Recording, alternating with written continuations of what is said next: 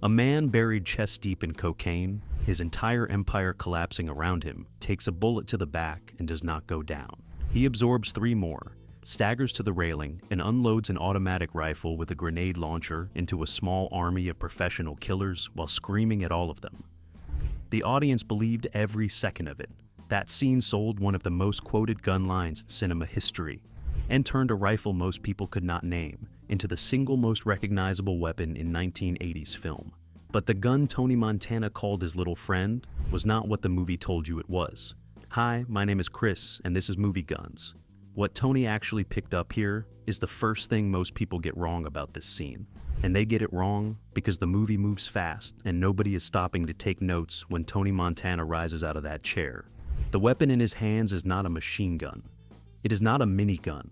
It is not some custom-built movie weapon that only exists on a prop house shelf.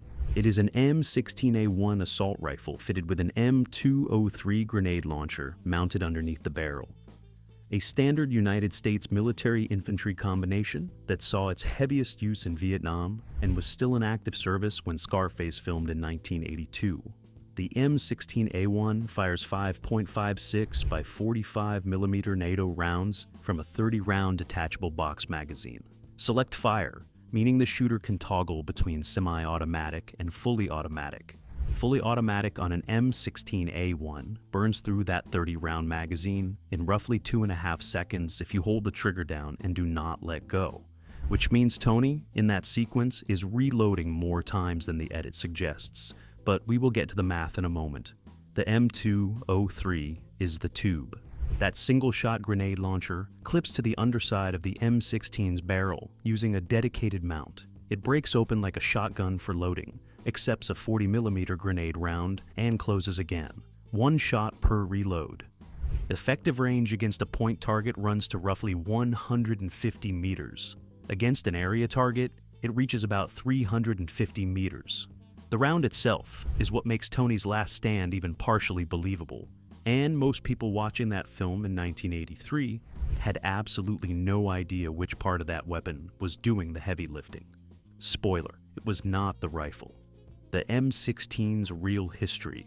To understand why this particular weapon ended up in Tony Montana's hands, you need to go back further than Scarface. You need to go back to a jungle, a procurement scandal, and one of the most bitterly contested weapons decisions in American military history. Eugene Stoner designed the AR-15 in the late 1950s while working for Armalite, a small division of Fairchild Aircraft. The concept was radical for its time. Aluminum receiver, polymer furniture, a small caliber, high-velocity cartridge instead of the heavy .30 caliber rounds the Army had built its doctrine around for decades. The rifle was light, the ammunition was light. A soldier could carry nearly twice as many rounds for the same weight as a traditional loadout. On paper, the advantages were obvious. The Army hated it. The Ordnance Corps had spent years developing the M14, and they were not interested in a lightweight aluminum rifle designed by an aircraft company. General Willard Wyman tested early AR-15 prototypes and was impressed enough to push for adoption. The Ordnance Corps pushed back. This went back and forth through the late 1950s and into the early 1960s, while American military advisors in Vietnam started sending reports back to Washington that told a very different story than the procurement bureaucrats wanted to hear. Viet Cong fighters were appearing in combat with AK-47s. The M14 was a full-power battle rifle that was heavy, long, and poorly suited to close jungle fighting. The AR-15, in tests conducted in Vietnam in 1962, reportedly caused wounds so severe that soldiers described its effect as devastating. Secretary of Defense Robert McNamara ordered an independent study. The study recommended adoption. The Army adopted a modified version of the AR-15 as the M16 in 1964, and then, almost immediately, 64. And then, almost immediately, the problems started. The original M16 was designed to be self-cleaning. The Army changed the propellant powder used in the ammunition without adequately retesting the combination. They removed the chrome lining from the barrel and chamber that Stoner had specified. They eliminated the cleaning kit from the standard issue package because someone decided the rifle did not need one. In Vietnam, in the humidity and the mud and the heat, M16s were jamming in combat. Soldiers were dying with their rifles disassembled, trying to clear stoppages. A congressional investigation in 1967 described the situation as a serious failure of the system. The Army corrected most of the problems and released the M16A1 in 1967. Chrome-lined barrel and chamber, improved flash suppressor, a forward assist that let soldiers manually close the bolt if the rifle failed to go fully into battery. The A1 variant served through the rest of Vietnam and remained the standard American infantry rifle until the M16A2 replaced it in the mid-1980s, which means the weapon Tony Montana picks up is Vietnam era. Developed in controversy, improved after a congressional embarrassment, and carrying a history that the prop department was probably not thinking about when they sourced it for filming. But the history is in the metal, regardless of whether anyone acknowledged it. The M203. The little friend that actually won the scene. Now we need to talk about the tube, because this is the part the movie buries underneath Tony's shouting, and the rifle's muzzle flash, and Pacino's performance, and it is genuinely the most important mechanical fact in the entire sequence. The M203 grenade launcher was developed in the late 1960s as a replacement for the M79, a standalone break-action grenade launcher that American soldiers in Vietnam called the Thumper. The M79 worked, but it required a dedicated soldier to carry it, which meant that soldier gave up his rifle entirely. The 203 solved that problem by mounting directly underneath the M16, giving every infantryman in a squad the option to put a grenade round downrange without losing his primary weapon. The 40mm high explosive grenade that the M203 fires contains enough explosive to produce lethal fragmentation out to approximately 5 meters from the point of impact. The casualty radius, meaning the area where the round is likely to produce incapacitating wounds, extends to roughly 15 meters. A direct hit at close range against an unprotected human target is not a survivable event under normal circumstances. Now look at that staircase sequence again, with this information loaded. Tony fires the M203 into a crowded hallway, and the results are catastrophic for the people on the receiving end. That is not Hollywood exaggeration. That is approximately correct. A 40mm grenade detonating in an enclosed corridor would do essentially what the film shows. The rifle is the weapon that looks terrifying on camera. The grenade launcher is the weapon that actually clears the room. And here is the detail that I find genuinely fascinating and maybe a little bit funny in a dark way. The M203 holds exactly one round. You fire it, you break the action open, you pull out the spent case, you push in a fresh round, you close the action, and then you can fire again. In a combat sequence edited to feel like continuous overwhelming firepower, the audience is watching a weapon that resets one grenade at a time, and nobody notices because the editing does not let them breathe long enough to count. De Palma knew exactly what he was doing. The cuts in that sequence are timed to conceal the reload. The sound design papers over the mechanical pauses, and the performance carries everything else. But the gun is doing less than the film suggests, and the tube is doing more, and those two facts flip the entire reading of the scene. Was it actually that powerful? The myth versus the math. Let's run the real numbers and see what we are actually dealing with. One man, one M16, A1 with a 30-round magazine. One M203 with however many 40mm rounds he managed to carry up to that office, which the film never specifies, and Tony is not exactly in a position to be organized about logistics at this point in the evening. The M16A1 has a cyclic rate of fire of approximately 800 rounds per minute on full automatic. In practical terms, a trained soldier fires in short controlled bursts of 3 to 5 rounds to preserve accuracy and ammunition. Tony Montana is not firing in controlled bursts. Tony Montana is grieving and furious and running on whatever is still functioning in his bloodstream at this point in the film. He is holding the trigger. A 30-round magazine on full automatic is gone in under 3 seconds. The film's final sequence runs several minutes. The math requires multiple magazine changes, and the editing gives Tony at least one visible reload. What it does not give him is a resupply. A standard infantry combat load for an M16 is between 200 and 210 rounds across 7 magazines. Tony does not have a combat load. Tony has whatever was in that case, and the film is not interested in that question. Here is where the myth and the math separate cleanly. One man holding off a trained assault team in an enclosed building. Not plausible. The grenade launcher changes the math significantly in Tony's favor inside those corridors, but the assault team in Scarface numbers somewhere between 20 and 30 armed men. Several of them have automatic weapons. Some have shotguns. A realistic engagement against that force ends in under 60 seconds for the single defender, regardless of his firepower.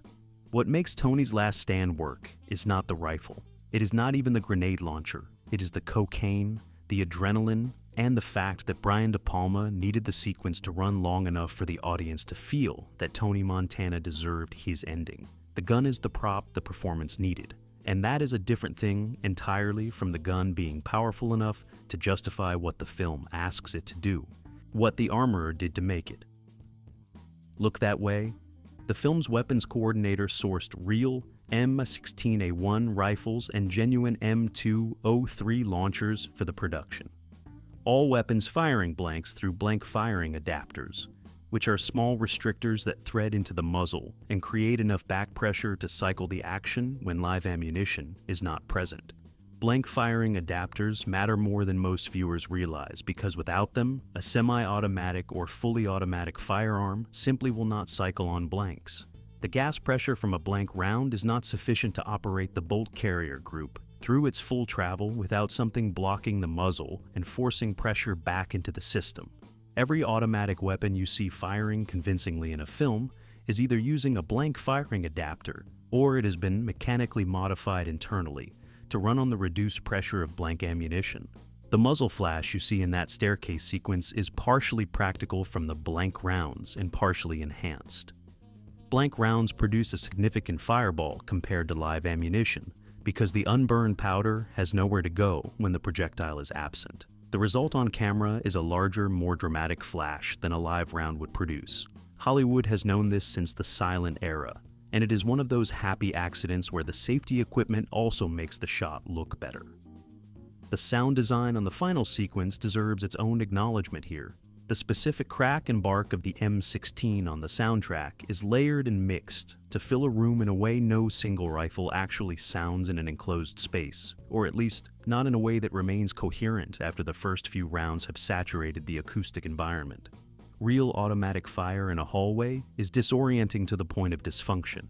The film gives you something ordered and overwhelming instead of something chaotic and confusing, because chaos is hard to follow and overwhelming is what the scene needed to be. Why this gun became the icon, and not the character. Scarface came out in December of 1983. It was not a clean success. Critics were divided. Some found the violence excessive. Some found the runtime excessive. Some found everything about it excessive, which is a perfectly reasonable response to a film that is itself about excess. The audience did not care. It became one of the most rented films of the home video era almost immediately. And somewhere in that process of repeated home viewings, the final sequence compressed itself into a single image. Tony Montana on the balcony, the rifle raised, the line, "Say hello to my little friend." 6 words, and the gun delivers them. Not Tony, the gun. Because by the time that line lands, the M16A1 with the M203 attached is already in frame, already enormous on screen, already promising something catastrophic. The line is the caption on an image the weapon already built. Replica manufacturers noticed. The demand for M16-style rifles with M203 launchers attached spiked in the years following Scarface's home video saturation. Not for military use, not for sports shooting, for the specific reason that owning that configuration meant owning a physical piece of a cultural moment. The same pattern the Model 29 went through after Dirty Harry. The same pattern the Colt single-action army went through after every Western that featured it prominently. Film creates desire, and desire creates a market, and the market price is in the legend. The uncomfortable truth underneath all of this is that Scarface was not supposed to be a celebration. De Palma and Oliver Stone, who wrote the screenplay, intended Tony Montana as a cautionary figure, a man who achieves everything the American mythology promises and is destroyed by it from the inside.